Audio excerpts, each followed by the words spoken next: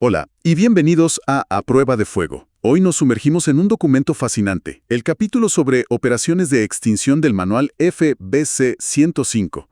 A primera vista puede parecer un texto súper técnico, pero vamos a desgranarlo, porque lo que realmente contiene es pura estrategia militar aplicada a la lucha contra los incendios. Vamos a sacar las claves. Es una excelente manera de plantearlo, porque este manual en realidad no trata solo sobre apagar el fuego. No, ¿verdad? No, trata sobre cómo gestionar el caos. Hoy un incendio forestal ya no es un problema aislado en el monte, ¿eh? Es una emergencia que amenaza con invadir zonas agrícolas, zonas urbanas. Lo que vamos a analizar es la doctrina, el sistema de pensamiento que se activa cuando lo más importante está en juego. Exacto. Y para empezar a entender esa doctrina, tenemos que ir al punto de partida. Imaginemos la escena. Sos el primer comandante en llegar a un incendio que empieza a salirse de control. Humo por todos lados, las sirenas. Según este manual, la primera pregunta no es ¿dónde está el fuego? Para nada. La primera pregunta es, ¿dónde está la gente? Eso es la piedra angular de toda la operación. Es que lo cambia todo. Totalmente. El manual establece una jerarquía de protección que es innegociable. Es la brújula moral de cada decisión. La prioridad número 1, absoluta, son las vidas humanas. Pero lo interesante es cómo desglosa esa prioridad. Que no es un detalle menor, no es solo civiles y ya. No, es mucho más matizado. El primer subgrupo, y esto es crucial, es el personal interviniente. Tu propia gente. Tu propia gente. Los bomberos, los brigadistas, su seguridad es lo primero. Y la lógica es implacable. Un equipo de extinción que se convierte en víctima no solo es una tragedia. Sino que deja de ser parte de la solución. Exacto. Pasa a ser una parte todavía más grave del problema. De hecho, el manual recuerda una estadística durísima. A ver. La mayoría de las víctimas mortales en incendios forestales pertenecen a los propios equipos de extinción. Ese dato te pone la piel de gallina. O sea, no es un riesgo teórico. Es la realidad más probable.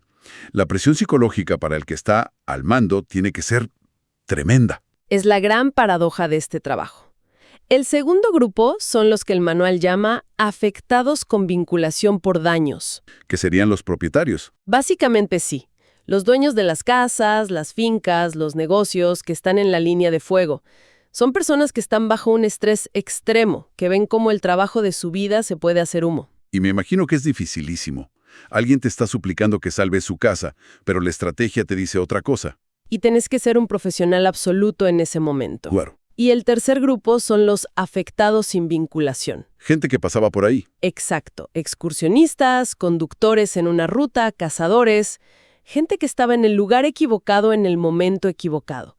Y muchas veces no son conscientes del peligro real, lo que los hace muy impredecibles. Vale. Entonces, una vez que tenés esa jerarquía sagrada, tu gente primero, luego el resto de las personas, el manual pasa a la segunda prioridad, los bienes. Así es. Casas, infraestructuras críticas como líneas eléctricas, depósitos de agua, maquinaria, ganado. Y acá llegamos a lo que para muchos puede sonar chocante. La tercera y última prioridad es el medio ambiente. Suena a una contradicción total, ¿verdad? Claro. Se arma todo este operativo para proteger el monte y resulta que está último en la lista. Pero si lo pensás desde la lógica de una emergencia, es la única secuencia posible. Es una filosofía de triaje. A ver, desarróllame eso. Es un pragmatismo necesario. Es el único pragmatismo posible. No podés salvar un bosque si perdés a tus bomberos. Tampoco podés proteger un parque nacional si el pueblo que le da apoyo logístico quedó arrasado. Entiendo. La estrategia es, primero aseguro la vida, después aseguro los recursos que me permiten seguir luchando, y con esa base sólida, recién ahí me lanzo a salvar el patrimonio natural. Es construir un fuerte desde donde lanzar la contraofensiva. Exactamente esa es la idea. Lo estructura en 3 fases principales, que son universales en el combate de incendios. La primera es el ataque. El combate puro y duro, el más directo, sí. Todas las acciones, todos los recursos están enfocados en una sola cosa, detener el avance de la cabeza del incendio. Es la fase más dinámica, la más intensa y casi siempre la más peligrosa. La imagen que todos tenemos. Pero, ¿qué pasa cuando esa primera embestida funciona? Ahí es cuando se entra en la segunda fase. Control. El avance principal ya se detuvo. El monstruo dejó de correr. Eso es. Pero el trabajo no terminó, ni de casualidad. Ahora la misión cambia. Ya no es una carrera, es una tarea metódica de cerco. Se trata de asegurar cada metro del perímetro para que no se escape. Como construir los muros de una prisión alrededor del fuego. Me gusta esa analogía. Y la última fase, que suena casi a limpieza, es la liquidación. Pero me imagino que es una limpieza engañosa. Muy peligrosa. Con el fuego ya controlado, el trabajo es vigilar y apagar cada punto caliente, cada brasa. Una reproducción, un foco que se reaviva días después por el viento, puede anular todo el trabajo hecho. Es una fase de paciencia. Ahora, volviendo a esa primera fase, al ataque. El manual dice que no todos los ataques son iguales. Correcto. Lo escala en 3 niveles. El primero es el ataque inicial. Los primeros momentos, los primeros minutos, las primeras horas. Se despliega en los primeros medios que tenés a mano. El objetivo es uno: ahogar el incendio en la cuna. Un golpe rápido y decisivo. Pero claro, los incendios no suelen cooperar. Así que, si ese primer golpe no es suficiente, La situación escala. escala al ataque ampliado. Esto ya significa que los primeros recursos fueron superados. Necesitas más gente, más camiones, quizá los primeros aviones. La logística acá empieza a ser un desafío. Claro. Ya no es un par de equipos locales, no. Empezás a coordinar recursos de zonas vecinas. Y de ahí podés saltar al peor escenario. El gran incendio forestal, o GIF. El GIF, la máxima categoría. Acá ya no basta con pedir refuerzos, necesitas relevos. Las primeras cuadrillas están agotadas. Se movilizan recursos de nivel nacional. Y en este punto, el manual es inflexible. ¿En qué sentido? La memoria ya no sirve, necesitas un plan de ataque por escrito. Ah, claro. La operación es tan compleja que la improvisación es una receta para el desastre. El plan escrito es el único cerebro colectivo que puede dirigir todo. Lo que me fascina de lo que sigue es cómo el manual descompone la lucha en 3 filosofías. No es solo echar agua. Es elegir entre un combate cuerpo a cuerpo, una partida de ajedrez a distancia o una táctica de guerrilla. Es una muy buena descripción. Empecemos por la más intuitiva, el ataque directo. El ataque directo es la quintesencia de la lucha. Es trabajar, literalmente, sobre el borde de las llamas. Buscas enfriar, sofocar o eliminar el combustible ahí en el frente de avance. Y la táctica más básica sería con herramientas manuales. Me imagino a los brigadistas con los batefuegos. Esa imagen es muy real y muy efectiva en fuegos de baja intensidad, con llamas de menos de 1 metro. El golpe del batefuegos no solo enfría, sino que, y esto es lo más importante, le corta el oxígeno a la llama. Cuando la intensidad sube, las herramientas manuales ya no alcanzan. Se necesita agua. Exacto. Ahí entra la autobomba o el tendido de manguera. El agua es un agente enfriador fantástico. Al aplicarla sobre la base de las llamas, tumbas el frente. Y justo por detrás puede entrar un equipo a consolidar esa línea. Y si el fuego es todavía más intenso, llamas de varios metros, donde no te puedes acercar. Ahí entra la artillería pesada, la maquinaria. Los bulldozers. Bulldozers, sí. Su trabajo es abrir una línea de defensa justo en el borde, arrancando la vegetación y creando una franja de tierra mineral. Y, por supuesto, el apoyo aéreo. El apoyo aéreo es clave. Pero es importante entender algo. Un avión rara vez apaga un incendio por sí solo. Actúa como un martillo, decís. Exacto. Lanza una descarga de agua o espuma, baja drásticamente la intensidad en un sector y crea una ventana de oportunidad. Unos pocos minutos para que las brigadas en tierra puedan entrar a ese sector y trabajarlo de forma segura. Es un ballet. Fascinante.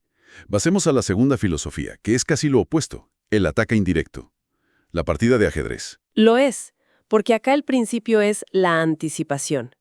La línea de control no la haces sobre el borde del fuego, sino a distancia. Te adelantas. No luchas contra el fuego donde está ahora, sino donde calculas que va a estar en unas horas. ¿Y usas el terreno a tu favor? Usas rutas, ríos, cortafuegos que ya existen. O los construyes, lejos del calor y del humo. Eso te da tiempo para hacer un trabajo mejor y más seguro. Claro. Pero la herramienta más sofisticada y poderosa del ataque indirecto es otra. Y acá entramos en lo más contraintuitivo. Usar el fuego para combatir el fuego. Precisamente. Hablamos del fuego técnico. Maniobras como la quema de ensanche o el contrafuego. La lógica es simple, pero la ejecución es de una complejidad altísima. A ver. Quemas de forma controlada la vegetación que hay entre tu línea de defensa y el incendio. Creas una gran zona negra, sin combustible. Para que cuando el incendio llegue, se muera de hambre. Eso mismo. Es que es increíble. Estás en medio de un infierno y tu solución es crear más fuego. La confianza que tenés que tener en tu equipo y en tu lectura del viento, la humedad, la topografía, tiene que ser absoluta. Un error de cálculo y duplicaste el problema. Es la maniobra de mayor riesgo y mayor recompensa.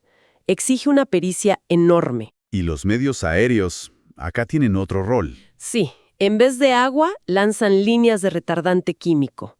Ese líquido rojizo. El retardante no apaga, sino que recubre la vegetación con sales que inhiben la combustión y ralentizan el avance. Y nos queda la tercera, el ataque paralelo. El híbrido, la táctica de guerrilla. Exacto. Es un punto intermedio. Se construye una línea de defensa cerca del borde del fuego, avanzando en paralelo a él. Una táctica común es la línea a 2 pies.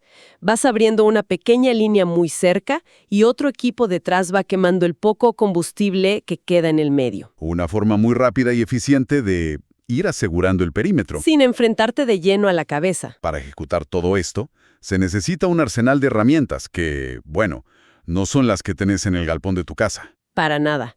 Son herramientas diseñadas para ser robustas, ligeras y multifuncionales. El Pulaski, por ejemplo, es un ícono. ¿Qué es? Es una herramienta combinada. Hacha de un lado, asada del otro. Te dice todo sobre el trabajo. Tenés que cortar y cavar. Y el manual menciona evoluciones más modernas, como el Gorgi. Sí, el Gorgi es un ejemplo de cómo se sigue buscando la eficiencia. Una cabeza que puede ser hacha, asada o rastrillo. Se trata de maximizar la versatilidad y minimizar el peso. Cada gramo cuenta.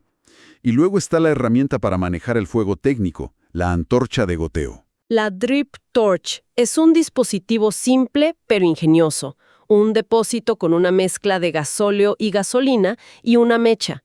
Permite aplicar fuego de forma precisa.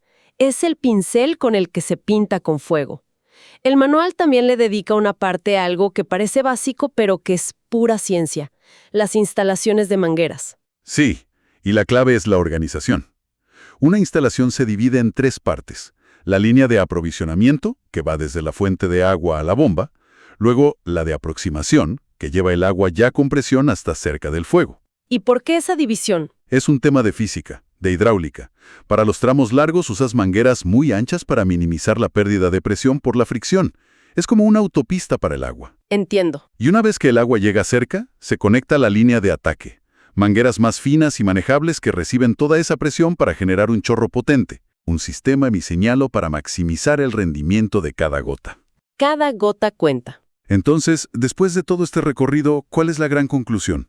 Pasamos de la filosofía de una emergencia a la hidráulica de una manguera. Así que, al final, la gran lección de este manual no es tanto sobre cómo apagar el fuego, ¿Sí no? sino sobre cómo gestionar el caos.